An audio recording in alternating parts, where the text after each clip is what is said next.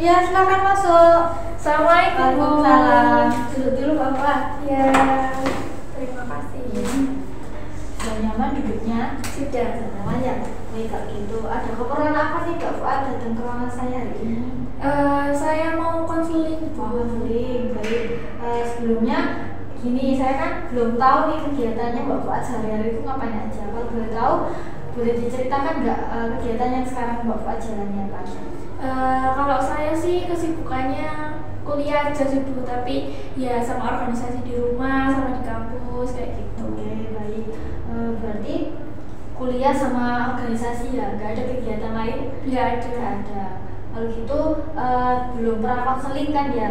Tapi apakah sudah ada gambaran mengenai konseling itu gimana? Ya saya belum pernah konseling sama sekali, cuma pernah dengar teman saya pernah konseling. Nah, konseling menurut saya tuh kayak curhat gitu Bu, terus nanti dikasih solusi sama ibu kayak gitu. Oke, baik. Berarti saya luruskan dulu ya Mbak Fuad, karena kan sebenarnya dalam proses konseling itu konselor, di sini saya nanti sebagai konselor dan Mbak Fuad sebagai konselingnya. Nah, nantinya di sini saya hanya memfasilitasi saja. Jadi ketika Mbak Fuad tadi mengatakan saya memberikan solusi, itu sebenarnya bukan, tapi saya di sini hanya memfasilitasi Mbak Fuad karena nantinya dalam proses konseling setiap keputusan itu tetap berada di tangannya Mbak Fuad sendiri. Jadi saya harap ketika proses konseling berjalan, Mbak Fuad harus aktif karena nanti yang menentukan keputusannya tuh Mbak Fuad sendiri, yang harus bertanggung jawab juga Mbak Fuad sendiri karena kan keputusannya sudah ditentukan sama Mbak Fuad. Sudah bisa dipahami Mbak Fuad mengenai penjelasan dari konseling sendiri? Iya Bu, berarti kayak pengambilan keputusan nanti saya mau atau tidaknya berarti solusinya tetap ada di saya gitu ya. Jadi keputusannya itu semua berada di tangan konseling sendiri karena di sini saya hanya sebagai fasilitator saja yang membantu Mbak Fuad biar bisa nih menemukan apa sih yang dimau Mbak Fuad dalam proses konseling hari ini. Lalu dalam proses konseling hari ini tuh ada beberapa asas Mbak Fuad karena kan Mbak Fuad baru pertama kali ya. Kemungkinan masih ada kayak mungkin rasa takut kalau misal ceritanya nanti diceritakan ke orang lain itu sebenarnya nggak akan terjadi karena dalam proses konseling ada yang namanya asas kerahasiaan di mana semua permasalahan atau cerita yang diceritakan konseling dalam proses konseling hari ini tidak diperbolehkan buat diceritakan ke orang lain. Jadi hanya menjadi rahasia kita berdua saja.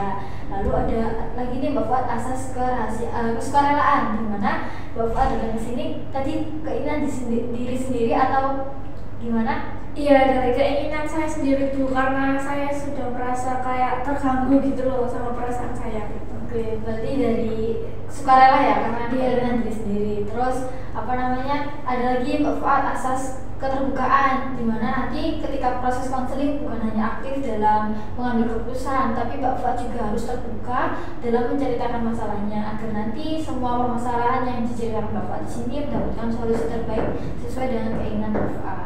Dari penjelasan tadi, adakah yang ingin ditanyakan terlebih dahulu Mbak Fuad? Enggak sih Bu, sudah cukup.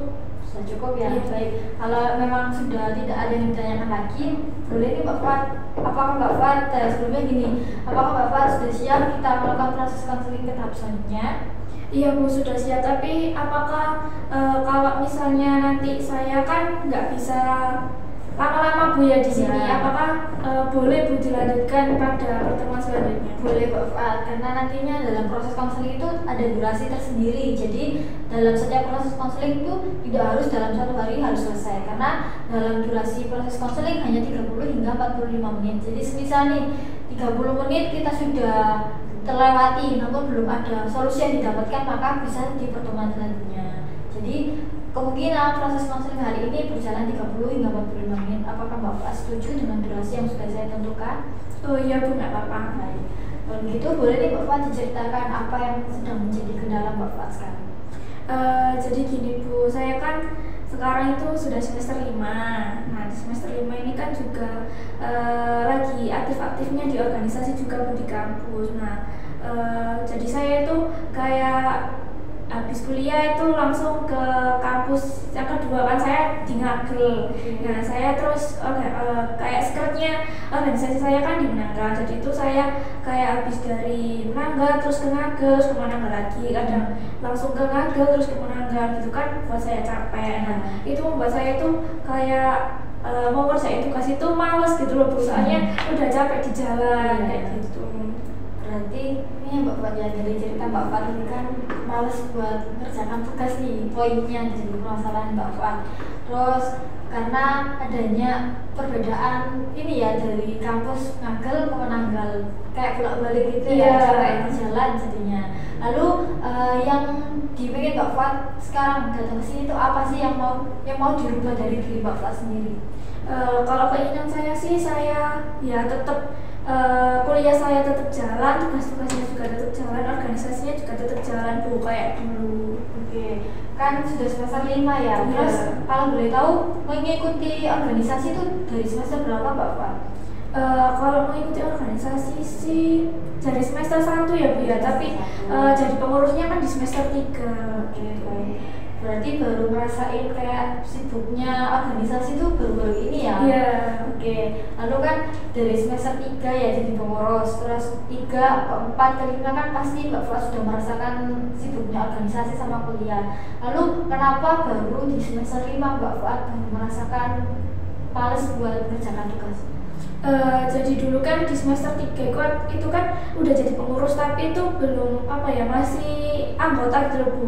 Jadi ada kelas kan yang bisa ngehandle. Nah kalau di semester 5 ini kan jadi kita yang jadi kelasnya, maksudnya kita yang jadi kepala koordinator atau apa itu kan kita, terus jadi yang ngehandle semua kan juga kita gitu. Baik, saya mengerti pesannya Mbak Fuad ya, karena kan sekarang sudah semester 5 pastinya dalam organisasi itu ini ya, semester 5 itu jadi panutan, jadi contoh buat adik-adiknya gitu. Jadi Mbak Fuad baru merasakan kayak sibuknya banget gitu ya, tugas kuliah juga organisasi.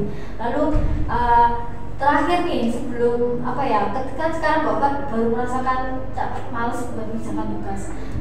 Di semester berapa nih Mbak Fuad merasa apa ya, sebelum merasakan males ini di semester berapa sih Mbak Fuad merasakan bisa ngejalani tugas, ngejalankan kuliah sambil organisasi dengan lancar itu semester berapa? Di semester 4 sih bu, masih bisa. Baik, jadi kan di semester 4 Mbak Fuad bisa merasakan kuliah lancar, organisasi juga lancar. Lalu apa sih yang membuat Mbak Fuad itu di semester 4 bisa menjalankan dengan lancar itu gimana?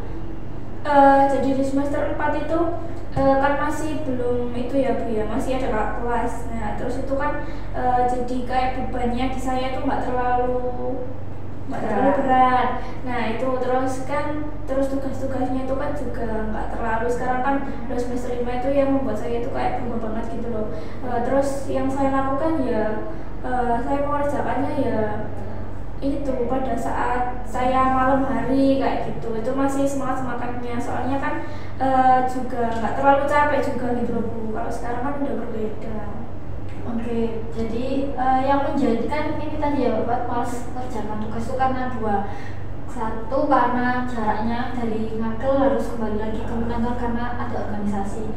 Terus organisasi juga sibuk, semester 5 kan juga pastinya sibuk ya. Yang menjadi apa ya, kendala terberat nih dari Bapak sendiri antara tadi jarak dari Ngagel ke Menanggal, terus kegiatan di organisasi maupun kegiatan di kuliahnya itu yang menjadi apa ya, kendala Mbak Fuad males buat kerjakan tugas itu apa sih?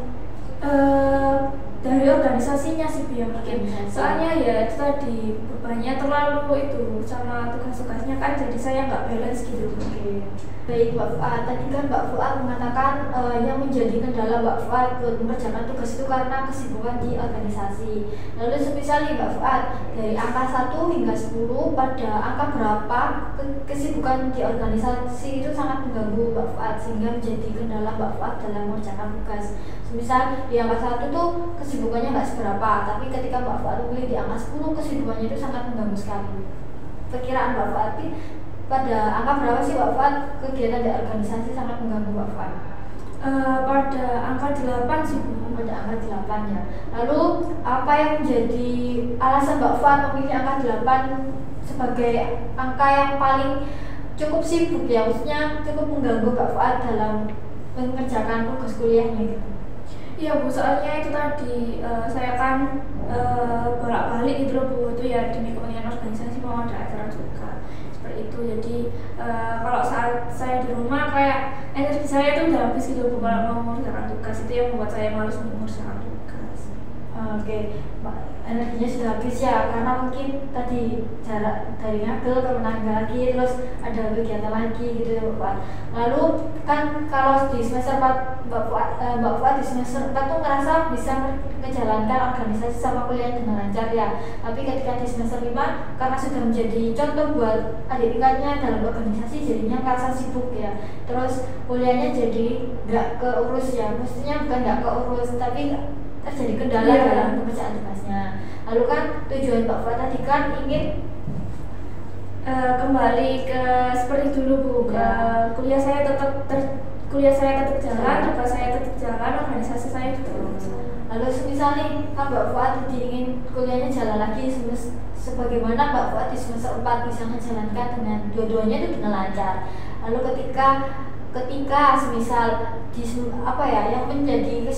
yang menjadi kendala Bapak tadi kan organisasi. Semisal nih di kegiatan organisasi itu tidak seberapa sibuk sehingga tidak mengganggu tidak mengganggu kegiatan Mbak Fuad di kuliah. Lalu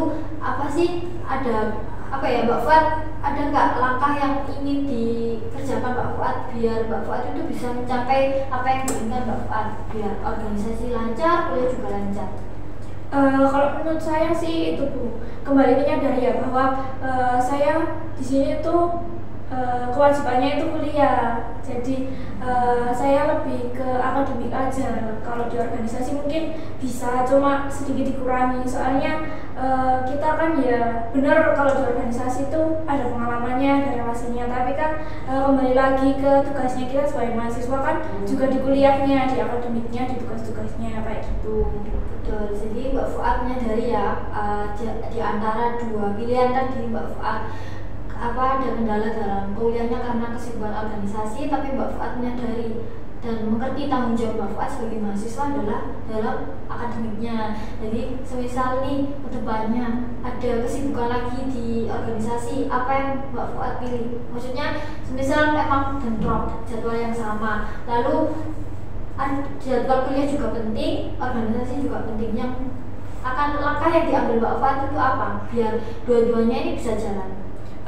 Tergantung posisi saya pada saat acara di organisasi itu ya Bu ya. Kalau misalnya saya hanya sebagai anggota kepanitiaan menjadi anggota, itu mungkin saya nanti bisa konfirmasi ke koordinatornya atau seperti apa. Nah kalau misal nanti saya yang menjadi koordinatornya misalnya itu saya akan diskusikan lagi sama kepala kepanitiaannya kayak gitu. Betul. Lalu nih tadi Mbak Fuad mengatakan tidak sebagai anggota saja. Ketika Mbak Fuad sebagai kepala divisi kan pastinya dalam kegiatan itu ada berbagai dalam acara, maksudnya dalam kegiatan. Nah, ketika Mbak Fuad sebagai kepala divisi dalam suatu kegiatan organisasi, tapi juga ada perkuliahan yang penting nih buat Mbak Fuad. Manakah yang harus dipilih Mbak Fuad? Harusnya sih di perkuliahan ya Bu ya. Nanti saya bisa ngasih arahan gitu loh Bu ke anggota saya. Kalau misalnya saya nggak bisa, soalnya saya ada mata kuliah ini kayak gitu. Betul. Berarti Mbak Fuad menyadari ya jika tanggung jawab Mbak Fuad sebagai mahasiswa itu tetap dalam perkuliahan. Organisasi juga penting, namun statusnya Mbak Fuad di sini kan sebagai mahasiswa yang harus diselesaikan terlebih dahulu kan perkuliahannya terlebih dahulu. Organisasi itu memang menunjang bisa mengembangkan apa yang dimiliki Mbak Fuad, tapi yang didahulukan terlebih dahulu adalah perkuliahannya dulu. Oke baik, berarti Mbak Fuad kan sudah menyadari ya tanggung jawab Mbak Fuad sebagai mahasiswa adalah mendahulukan kuliahnya daripada organisasi, meskipun organisasi sangat mengganggu kegiatan kuliahnya Mbak Fuad sehingga menyebabkan Mbak Fuad itu malas mengerjakan tugas karena habis energi. Lalu pada angka berapa nih Mbak Fuad? Ketika di awal Mbak Fuad mengatakan angka 8 karena organisasi sangat mengganggu, sangat sibuk sehingga menjadi kendala Mbak Fuad dalam mengerjakan tugas kuliah. Setelah menyadari ini Mbak Fuad sudah menyadari kan ya posisi Mbak Fuad sebagai mahasiswa adalah mendahulukan akademiknya terlebih dahulu daripada organisasi. Pada angka berapa nih Mbak Fuad? Dari angka 1 hingga 10 ketika di awal Mbak Fuad mengatakan 8, setelah adanya tanggung jawab kesadaran dari diri sendiri, Mbak Fuad menyadari mahasiswa adalah mendahulukan kuliah dulu. Pada angka berapa Mbak Fuad sekarang? Pada angka 3 Bu. Angka 3. Kalau boleh tahu kenapa nih alasan Mbak Fuad memilih angka 3 ketika di awal tadi Mbak Fuad mengatakan organisasi itu sangat menjadi kendala Mbak Fuad di angka 8? Ya karena itu Bu, kembali lagi itu tadi ya, saya sudah menyadari ya kalau sebenarnya organisasi itu hanya sampingan gitu Bu. Saya kan lebih mementingkan di kuliah. Terus misalnya tadi yang seperti Ibu tanyakan, ketika saya nanti menjadi kepala divisi nih, terus saya tabrakan sama ada mata kuliah. Nah, saya bisa mengarahkan ke anggota saya untuk sementara untuk menghandle terlebih dahulu. Soalnya saya ada mata kuliah seperti itu. Nanti Mbak Fuad menyadari ya tanggung jawab Mbak Fuad di sini sebagai mahasiswa mendahulukan atau mengutamakan kegiatan kuliah terlebih dahulu. Jadi setelah kesadaran dari diri Mbak Fuad sendiri, ketika nanti atau setelah dari proses konseling hari ini ada rasa malas nih, Mbak Fuad harus mengingat lagi kalau Mbak Fuad itu sebagai mahasiswa tugas dan tanggung jawabnya adalah mengerjakan tugas terlebih dahulu. Karena kan prioritas menjadi mahasiswa adalah akademiknya. Kalau organisasi kan hanya bisa mengembangkan potensi yang dimiliki di luar akademiknya. Lalu dari proses konseling hari ini adakah yang bisa diambil kesimpulan dari Bapak sendiri? Kalau menurut saya didahulukan dulu akademiknya, karena tugasnya sebagai mahasiswa kan prioritas utamanya kan di kuliahnya, kayak gitu Bu. Ada yang mau ditanyakan lagi nggak Bapak mengenai proses konseling hari ini? Tidak ada ya. Jadi dari penilaian saya terhadap Mbak Fuad sudah ada perubahan nih dari yang tadinya belumnya dari posisi Mbak Fuad sebagai mahasiswa karena adanya alasan organisasi tadi ya. Tapi sekarang setelah kita proses konseling, Mbak Fuad menyadari kewajiban dan tanggung jawab sebagai mahasiswa adalah akademik terlebih dahulu. Urusan organisasi bisa digantikan oleh anggota yang lainnya. Karena kan dalam organisasi pasti banyak nih yang saling bisa bisa digantikan dan saling membantu. Kalau urusan perkuliahan kan kita sendiri yang jalan. Kalau mengandalkan teman kan juga pastinya kemungkinan kecil ada yang bantu tapi nggak semuanya bisa. Jadi dari proses konseling hari ini berhubung durasinya sudah mau habis nih Mbak Fuad, semoga di pertemuan selanjutnya saya harap ada perubahan baik dari Mbak Fuad, di mana Mbak Fuad bisa menerapkan apa yang sudah menjadi tanggung jawab Mbak Fuad. Mbak Fuad sudah mengambil keputusan buat mendahulukan kuliah terlebih dahulu daripada organisasi ya. Jadi apakah ada nih dari Mbak Fuad sendiri usulan untuk pertemuan selanjutnya? Ini usulan sesi berikutnya dilakukan pada hari apa gitu. Kalau saran saya itu sih Bu, minggu depan dengan hari yang sama dan jam yang sama. Boleh, berarti Bapak nggak ada kegiatannya di minggu depan ya. Baik. Kalau gitu, semoga di pertemuan selanjutnya ada perkembangan baik dari Bapak sendiri mengenai kuliah dan organisasinya. Dan saya harap semuanya bisa berjalan dengan lancar ya Bapak, karena kan sudah semester 5. Semoga kuliahnya lancar, organisasi kan juga akan digantikan dengan yang baru juga. Semoga apa yang dimau Mbak Fuad, terus keputusan yang sudah diambil bisa dijalankan dengan baik. Kalau memang tidak ada yang ditanyakan lagi, maka saya akhiri ya Bapak. Assalamualaikum warahmatullahi wabarakatuh. Waalaikumsalam warahmatullahi wabarakatuh. Terima kasih ya Bu. Ini langsung kembali ke kampus. Iya, mau ke Menanggal. Jadi Bapak. Ya.